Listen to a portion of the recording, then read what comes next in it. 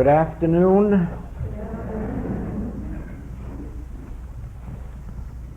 Last night we took up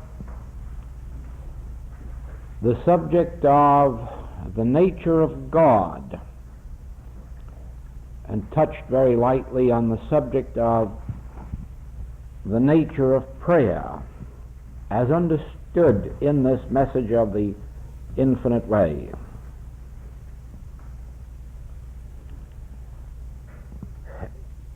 It is important to a spiritual student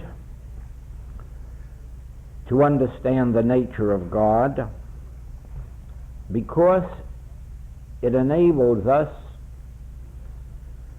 to relax,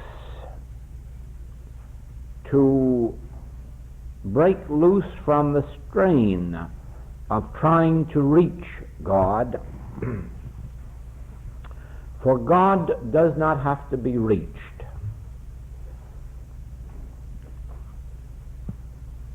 Actually, to come into the spiritual life, it is not necessary to make any effort to find God or to make contact with God.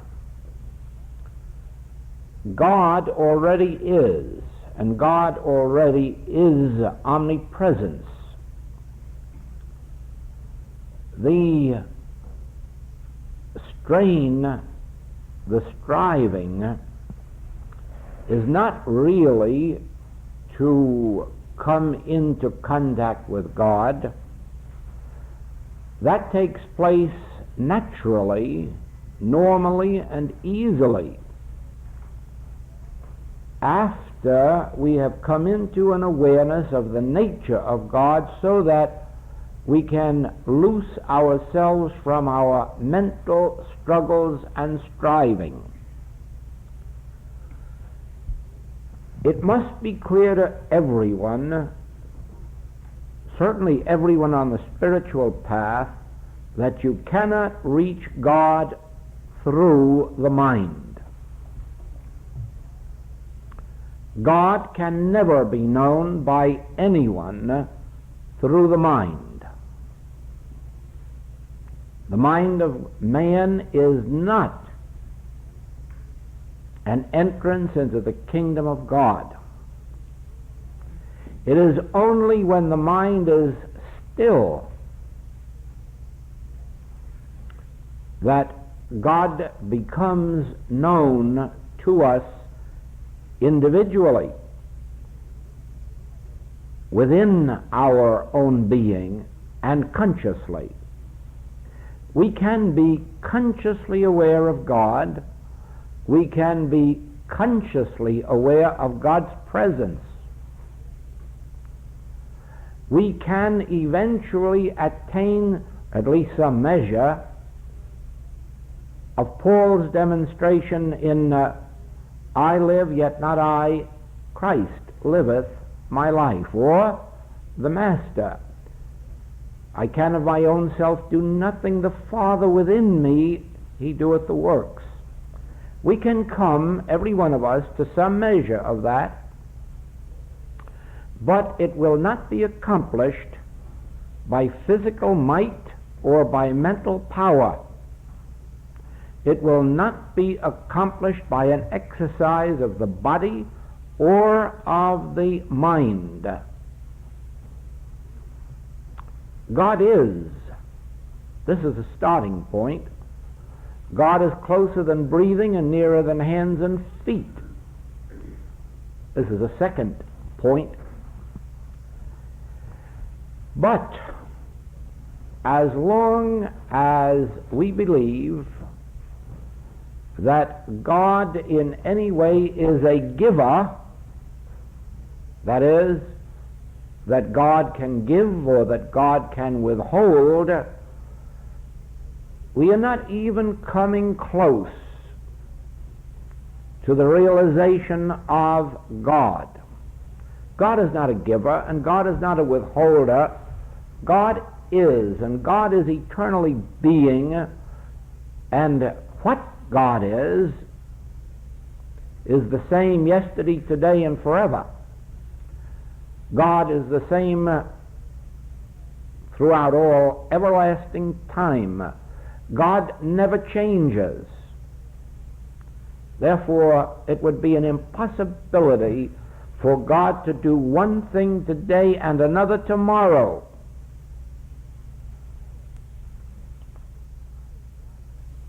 God is life, but God is life eternal. Therefore, God is never giving life, and God is never withholding life, and God is never taking life. We have to change our concepts of God in order to be able to relax in God and thereby become receptive and responsive to the God influence, the God presence, the God awareness.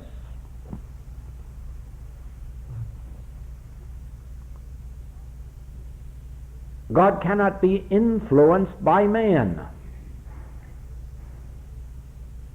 This, of course, instantly rules out all physical might or mental powers. God cannot be influenced by man. There is nothing that man can do individually or collectively that would move God to do one single thing that God isn't already doing. There is no such thing as an individual prayer or a collective prayer that will influence God to bring peace on earth or to end wars. There is no individual prayer or collective prayer, whether on the part of a layman, a minister, a priest, a rabbi, or the most spiritual individual on the face of the globe, that will move God to heal anyone of anything. God is, and God's grace is, and God's grace is available, and His rain falls on the just and on the unjust, and it is here where I am. It is here where you are. Actually, it is neither here nor there. It is within you, awaiting recognition, acknowledgement, acceptance, and then finally realization.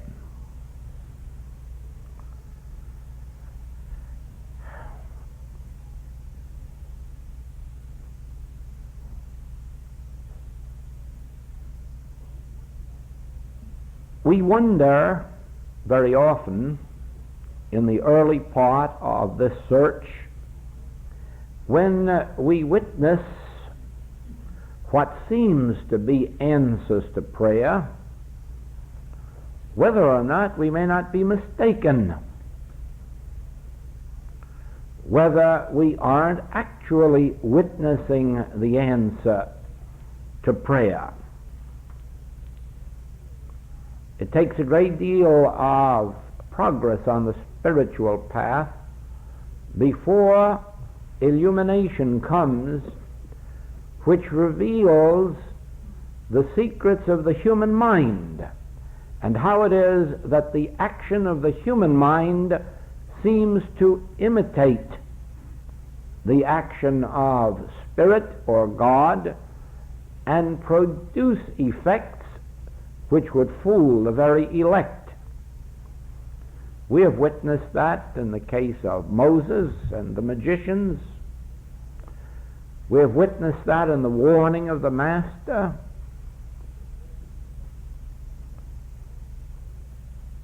When, for instance, you hear of people going to a religious shrine and being healed, and sometimes being told that it was because of prayer or that God did it, it isn't to be wondered if you really believe it, unless you investigate. and investigate with a very open mind, and then find perhaps, as Dr. Carell found in Lourdes, that out of 100,000 people who went for healing, only 15 people actually received it. Of course, a thinker immediately knows that if only 15 people receive healing out of 100,000, it really couldn't have been God. God could never select any 15 people out of 100,000, probably all equally good people and sincere. There must be some other reason for it.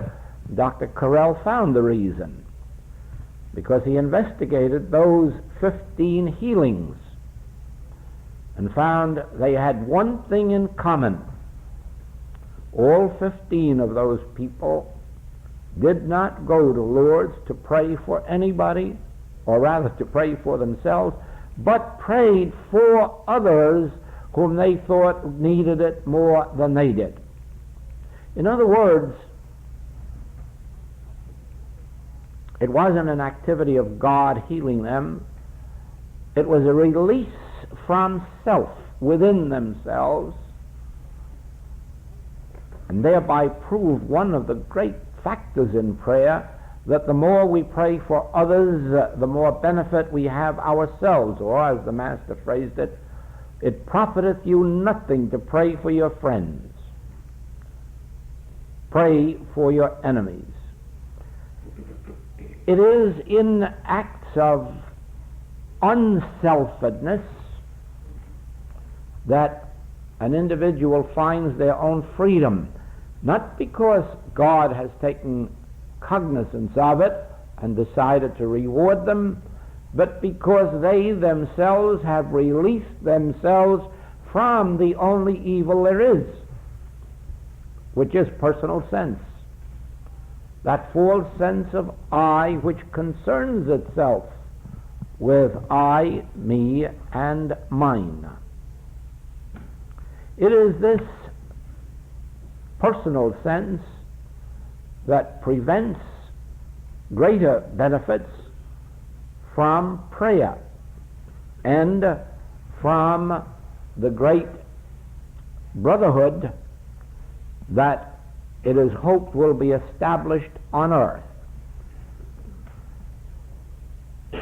Anything at all that is accomplished from the standpoint of the human is finite, is personal, and can never be of eternal or lasting benefit. And in this I include all of the efforts that are being made in the world toward world brotherhood. Not that I would discourage them or stop them, because on the human level they are certainly far better than the evils that have prevailed. But I would certainly call attention to the fact that they never can accomplish the purpose for which they are organized. Because a brotherhood can only exist as long as there is a mutuality of interests. In other words, you and I can only be friends on a human plane as long as we are going in the same direction and receiving benefits from our communion from each other. The moment our interests would be opposed to each other, we would break off our brotherhood, and tomorrow we would be in some other camp. This has been proven throughout all ages. Even those things that we call government promises, whether they are papers and agreements that are signed between one nation and another, or whether they are the agreements that our own government makes with its own people. They're scraps of paper that are only good as long as it serves somebody's interest to perpetuate them. In order to attain this goal that we are all seeking, world peace, brotherhood, harmony, we will have to attain it by spiritual means, not by human means. We will have to attain it by our conscious union with God. And this is the point that I would like to explain to you in this moment. When I, as an individual, have made my conscious union with God, my conscious contact with God, my good appears in my experience because of the grace of God, not because of the goodwill of man, not because of favoritism, not because of dollars. My good appears in my experience in all forms: health, supply, companionship, harmonious human relationships. All of this comes into my experience by the grace of God. The moment this happens to me, I can have a brotherhood with you that is indestructible, because I need nothing of you or from you. And my relationship with you is not one of getting from you or seeking from you, but if anything at all, sharing that which by the grace of God has come to me, whether it is in the form of spiritual truth or actual dollars and cents. Therefore, no personal sense enters our relationship. When you as an individual, or you as a group in this room, attain that same realization of your oneness with God, you are instantly set free from dependence on anyone in this room or out of this room, for you have made contact with the source of all good, which is God's grace, which even now in this very instant is closer to you than breathing, nearer than hands and feet, awaiting only your recognition and then your realization. Now, if each one in this room has attained that realization of their relationship to God, if they have so realized the nature of God, so that they know that they don't have to turn to God for anything, for God is pouring it through faster than you can accept it, then you too are set free.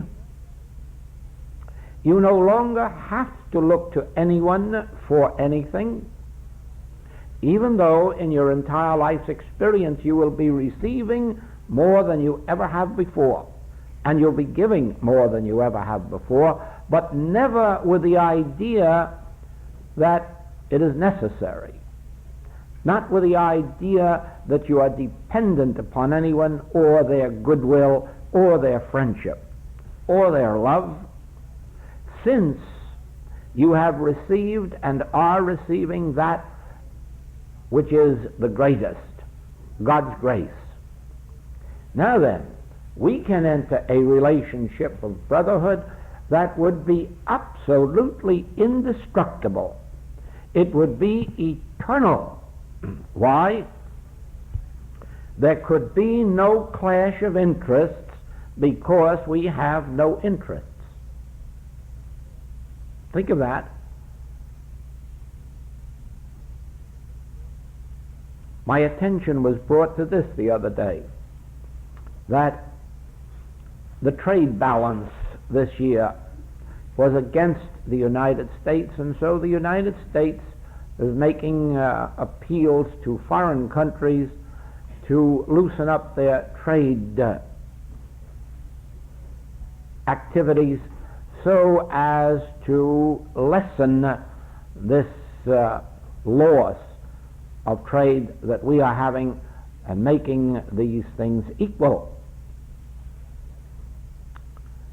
But on the other hand, when the trade balances are against other nations, they are in trouble. So what are we to do? Get our good at their expense? That will not result in lasting peace. That will not result in lasting brotherhood. If we have to have goodwill because we have the correct balance of trade and someone else hasn't, eventually there must come the fly in the ointment. However, when we as individuals and when we collectively realize our relationship to God, when we come into the awareness of God as the source of our prosperity, not trade balances, but God, we find that in our individual experience or in our individual business experience, that the most practical thing in the world is that God contact. It is an utter impossibility to have a bad business or failing business or bad trade balance or wrong trade balance in the light of one's conscious union with God.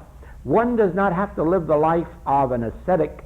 One does not have to retire from the business or professional or art world in order to lead the God life. As a matter of fact,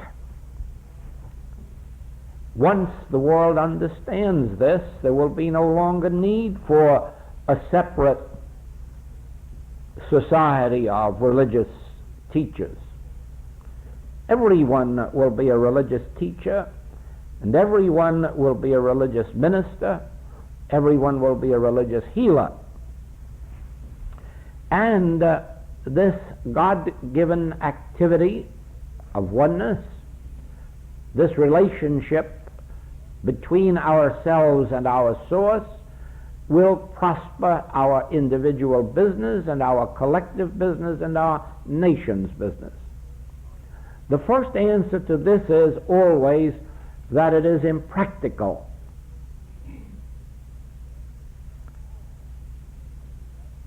Of course, that can't be said to us because not only have we demonstrated the practicality of this in the healing of mind and body, not only have we demonstrated the practicality of this in the demonstration of what we call supply, but this now has been demonstrated. These principles have been demonstrated in active work with management and labor, with active work in industry, with active work in the arts, and in other directions that at this moment we shall not mention.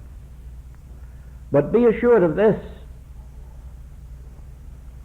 there is no practicality in all of this world except that which comes forth through spiritual realization. All else is a temporary step leading to the ultimate. Even these leagues of nations and United Nations,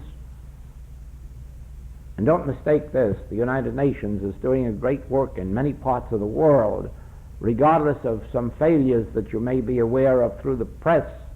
I can tell you, as one who has been traveling all around the world for a good many years, that you are not hearing of its successes. You are not hearing of the fine things that it is accomplishing, unless you happen to be those who are making a special study of it. But just reading the newspapers and magazines of the day, you are not aware of the great things that are being accomplished by the United Nations. These are stepping stones But there is no ultimate solution in those things. The ultimate solution lies in the practical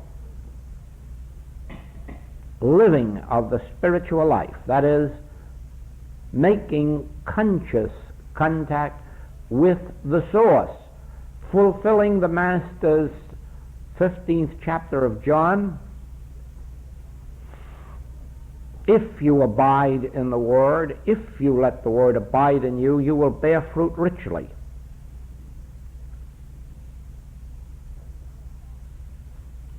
If you do not abide in the Word, and if you do not let the Word abide in you, you will be as a branch of a tree that is cut off and withereth. The practical way of life is living in conscious union with our source. Now,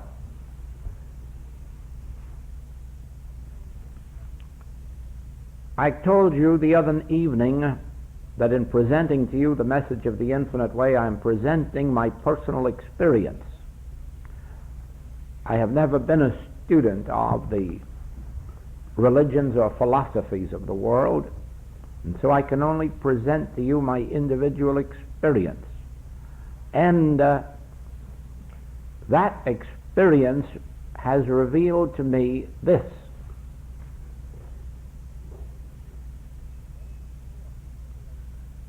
there is a force operating in the world that separates us from our good.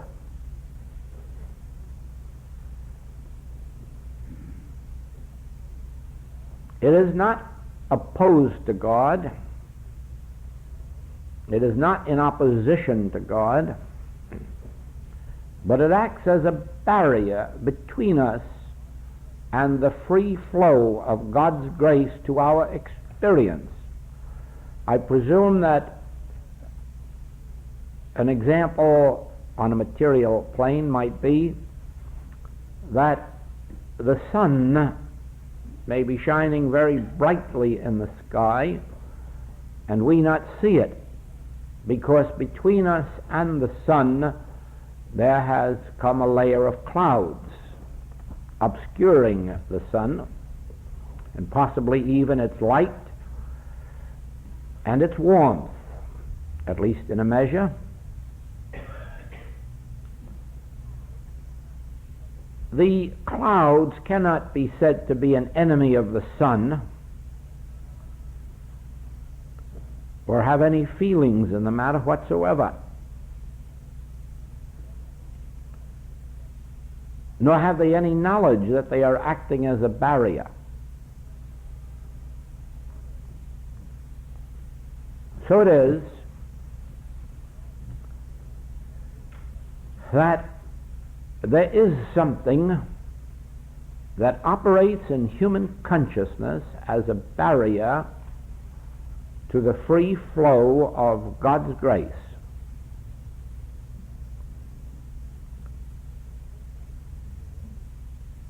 This might be called evil,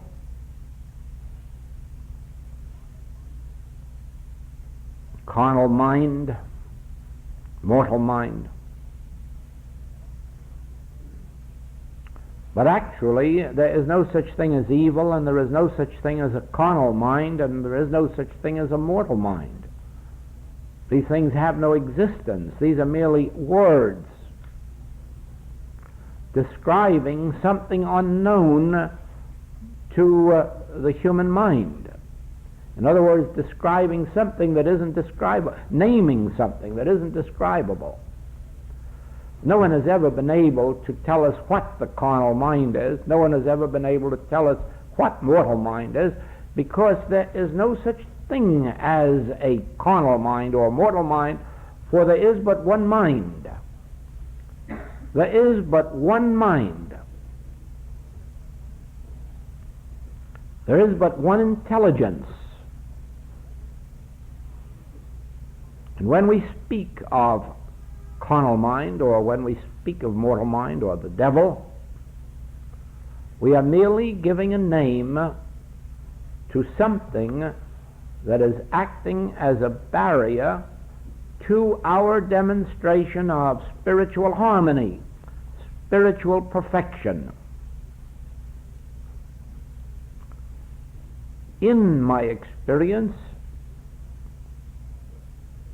this came perhaps as the origin of evil.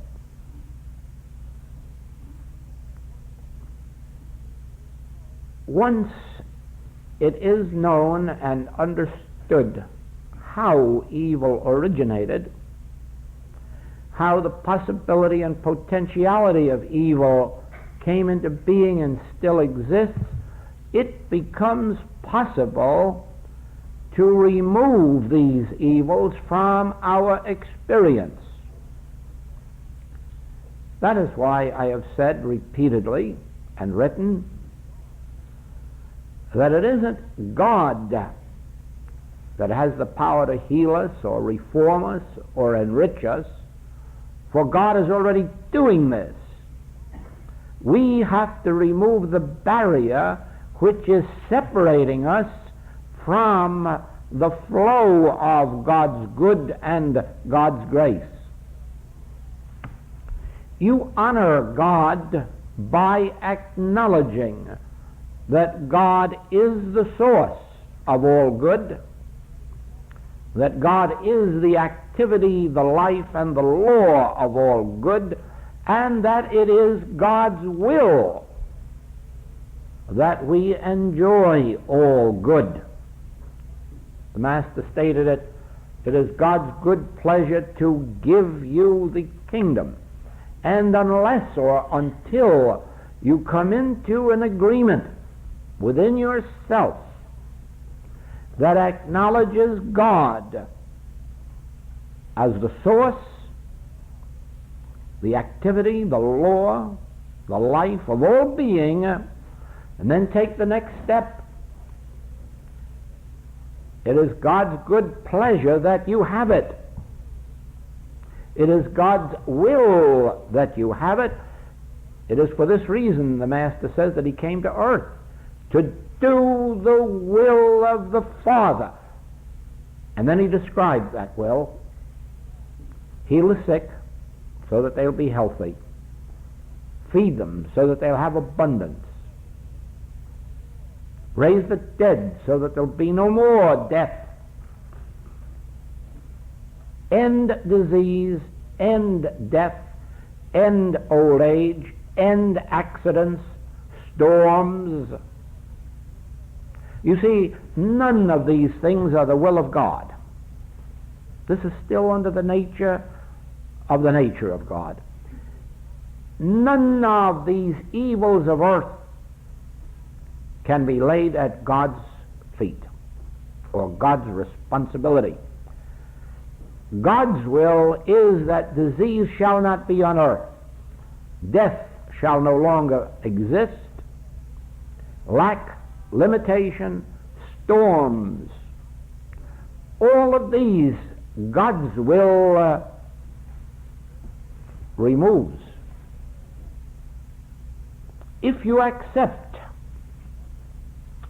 the mission and the message of the Master, you must logically accept that God is the source of all good and that God's will for man is good, and God's will is only made manifest in the enjoyment of that good. Then, since God is in no wise responsible for your dying,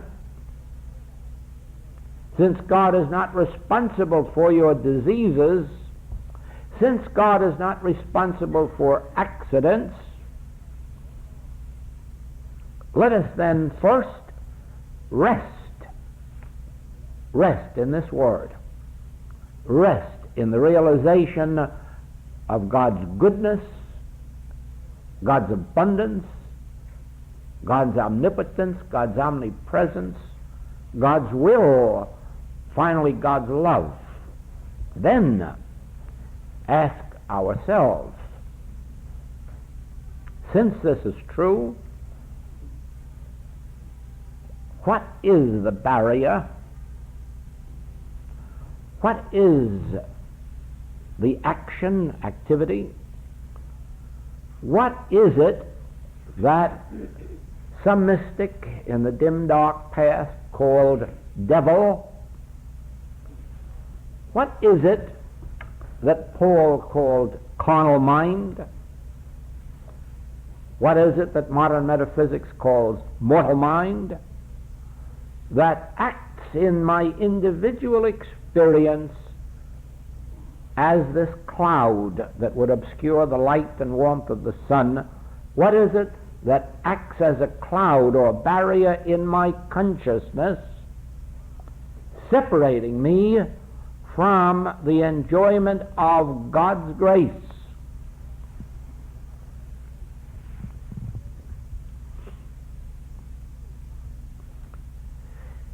You will find that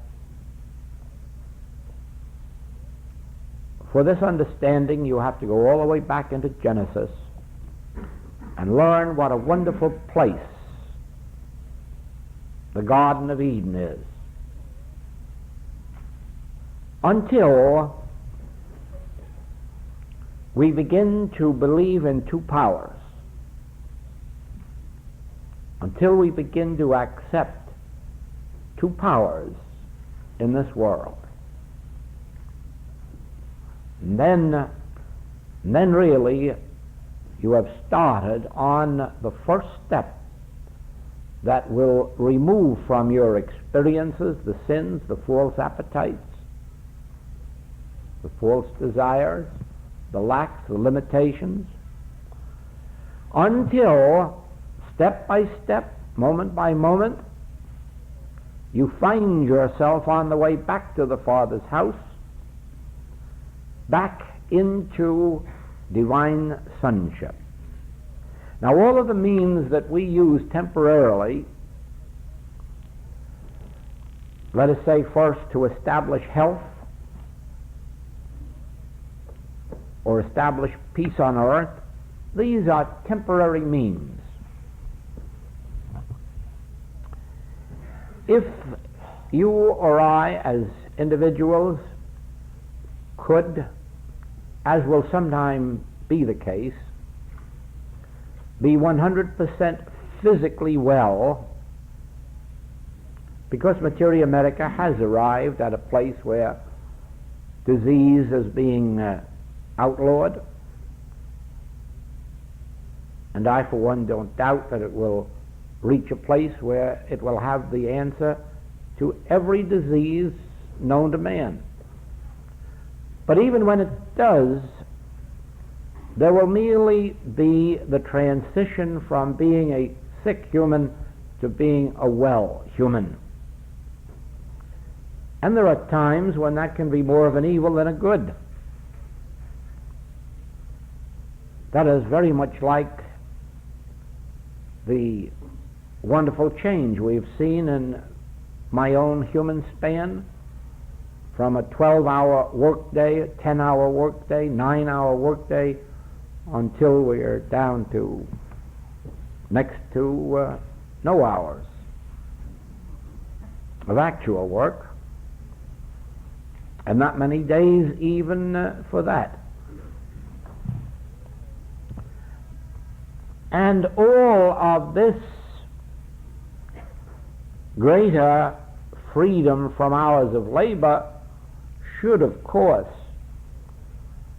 be made manifest in a greater degree of education, culture, spiritual development, so forth and so on. At the present moment, the signs aren't in that direction.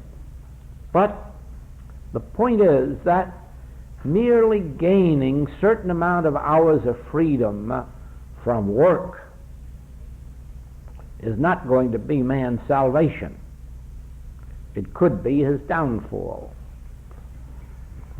So it is that gaining your physical health, whether you gain it through materia medica or whether you gain it metaphysically or spiritually, the fact still remains that you merely are exchanging your ills for health.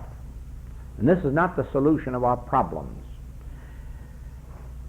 any more than the establishment of a peace between you and me in this moment is any solution to our problems of human relationship. We have to go further than this. So it is.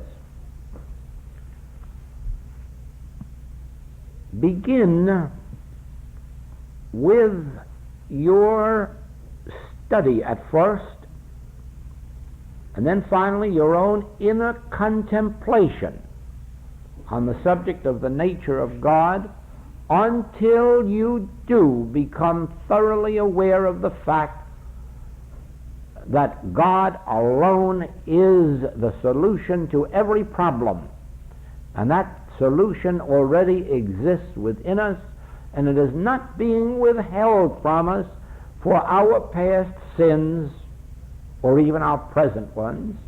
It was not withheld, you know, from the woman taken in adultery. It wasn't withheld from the thief on the cross. It wasn't withheld from any of those that the Master met on his journey. God's grace is never withheld from us.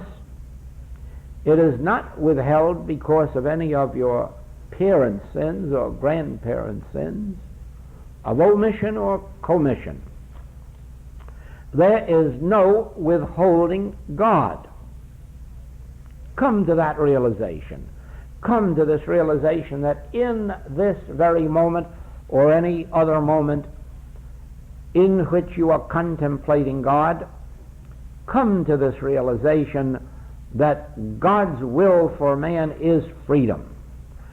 That the whole function of the Master in your consciousness is to bring that freedom, and the Master is within your consciousness. The Master is not walking by Galilee. The Master is not living 2,000 years ago. The Master is living here and now within your consciousness and mine. I am always with you.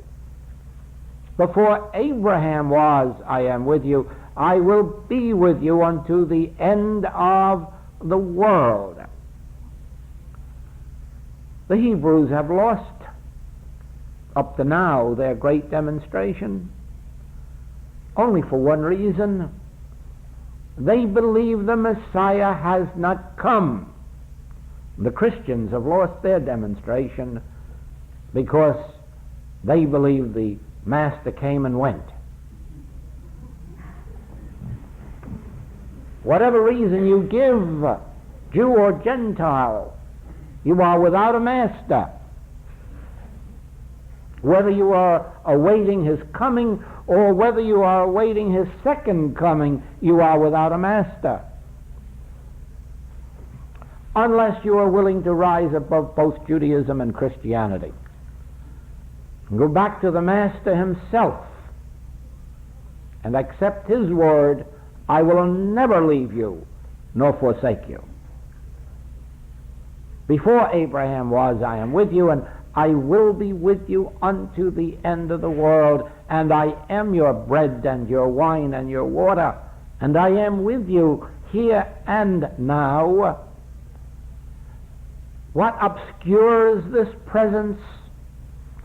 Our acceptance only that he has not yet come, or that we are waiting for him to come again. This operates in our consciousness as a cloud operates overhead to hide the sun.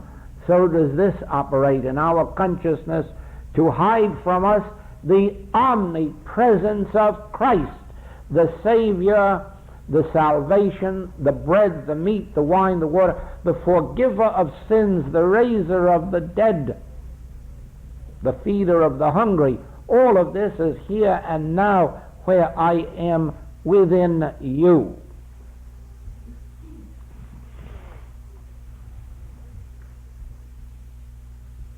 When we understand that God has not ordained any power to hide from us the Christ. God has not ordained a law of disease. God has not ordained a law of death. God has not ordained a law of sin. Only then can you begin to understand that the sins and the diseases and the wars and the lacks and the limitations of this world are without power to perpetuate themselves, and you can be freed from them here in this moment and now. Only if you cling to those nonsensical teachings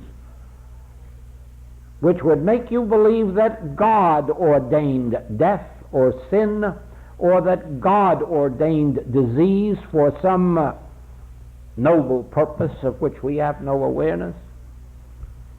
Only if you can be trapped into believing that God has an awareness of these men and women suffering the horrors of cancer, the children suffering the horrors of polio, only if you can be trapped into believing that God knows this, and for some reason God's responsible for it. Only then can you be trapped into staying on this wheel of humanhood that will perpetuate your sins and diseases and wars. When you begin to understand the nature of God, you will know beyond all doubt that there is no law of disease. Therefore, there is nothing to perpetuate it in your experience. There is no law of greed or hate or animality. There is no law of tyranny, for God has not made any such. And then take your New Testament. Don't take the word of man whose breath is in his nostril. Don't take any of the thousands of books that have been written on the subject of Jesus or Christ. Go right to your New Testament and find there the nature of man that God made in his image and likeness. Find there the nature of this universe and its laws. Learn there from the Master that the paralyzed man there can get up and walk, the blind man can open his eyes, because there are no powers to stop it. No God-ordained powers. Certainly there are these human beliefs which confine us. There are these human beliefs of two powers which confine us. Throw them out by understanding the nature of God. When you understand that, I can assure you, you will not believe in two powers. You will not believe then that the carnal mind is enmity against God, for it isn't. The carnal mind is only a belief that there are evil powers, or that the evil in men's mind is power, and it isn't. It isn't. We make them powers by fearing them. We make them greater powers by fighting them. They lose their power in our experience in proportion as we can rest. Rest with the words of the Hebrew Hezekiah.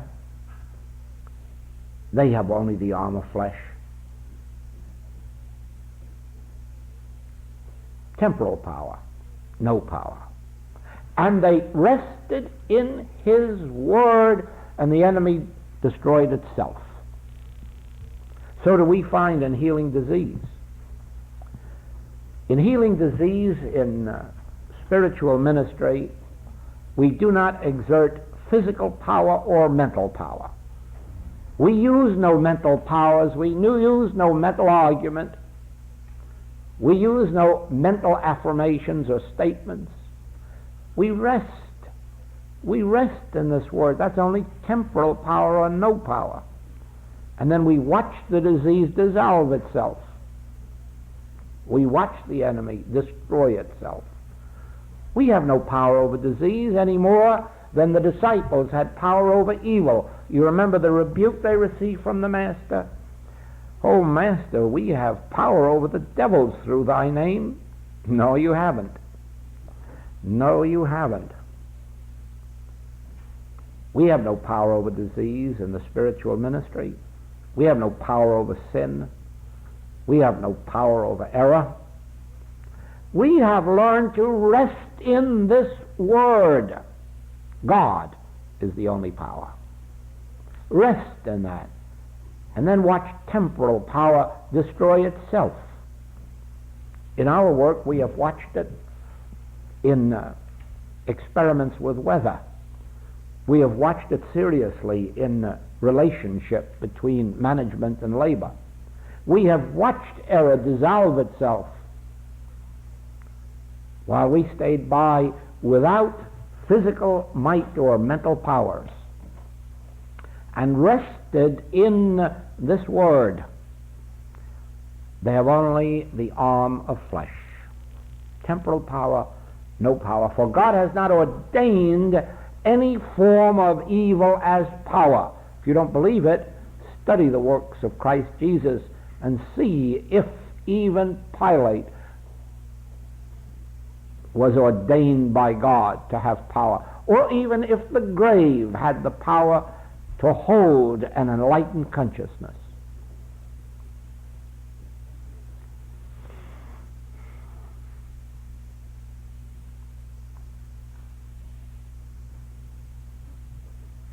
Well, I didn't think we were going into anything like this today.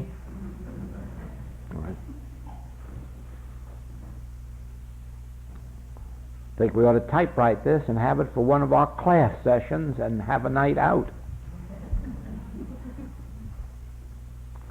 Because this is class. This is as much class as I could give you in a class.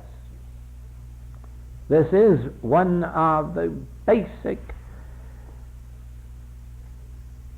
revelations which have come into my experience